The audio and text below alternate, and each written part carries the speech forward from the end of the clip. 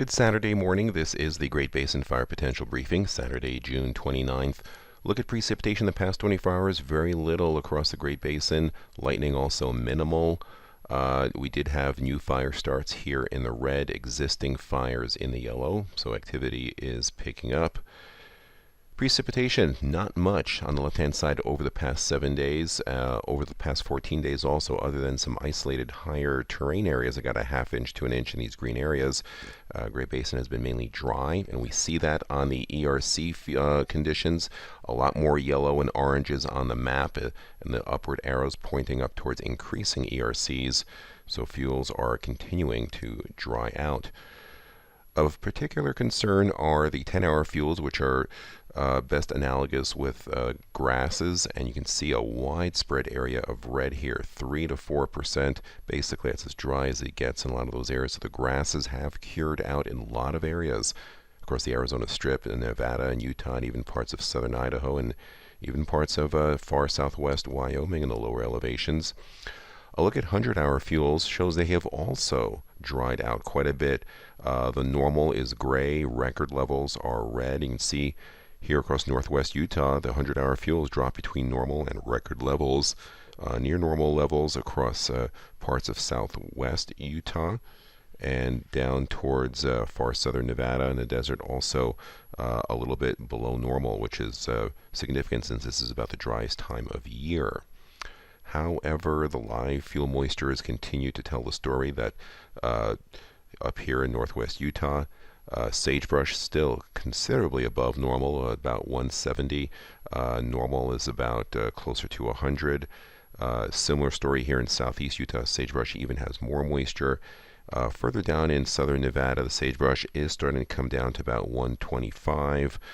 Which means it will stop acting as an inhibitor to large fire in those areas. Satellite imagery shows, again, an unseasonably deep trough of low pressure across the Pacific Northwest.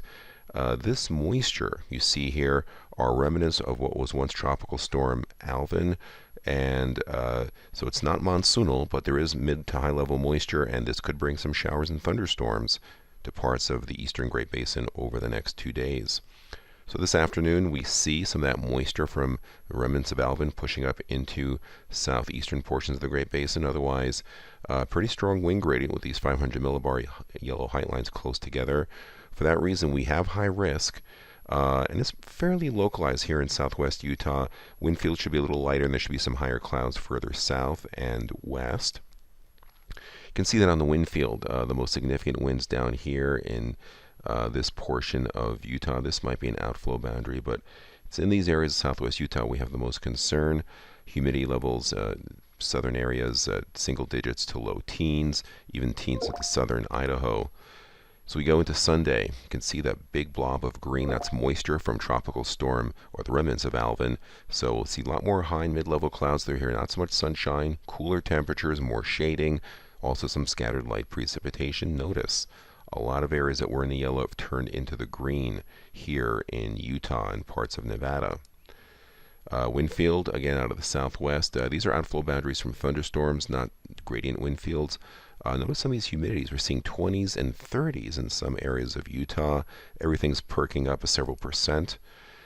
However, Monday, that moisture moves out. We have drier air in the orange pushing in with that semi-stationary low off the Pacific Northwest. Fire potential on the right-hand side. Again, humidities will be drying back down into the teens and single digits. Light to moderate southwest winds here on the left. Precipitation over the next 3 days. Again, some scatterings here, mainly across Utah, maybe some of the higher terrain of eastern Nevada with the remnants of that tropical system.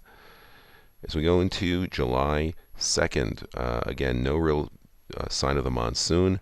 We have drying, and that low pressure stays stationary. Notice a bit more yellow on the map. We see more drying as we go into Wednesday, Thursday, and Friday. Areas that were green are out to yellow and brown as a large ridge of high pressure, hot, dry weather starts building across the entire area.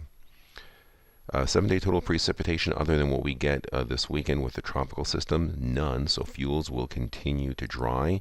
The 8 to 14-day outlook shows cooler than normal conditions across much of the Great Basin, a little cooler than normal, but On the right-hand side, notice they're drier than normal. That's the absence of the monsoon as we're heading into the second week of July. Still nothing from the monsoon, so southern areas will not be getting rain relief once the live fuel moistures dry out.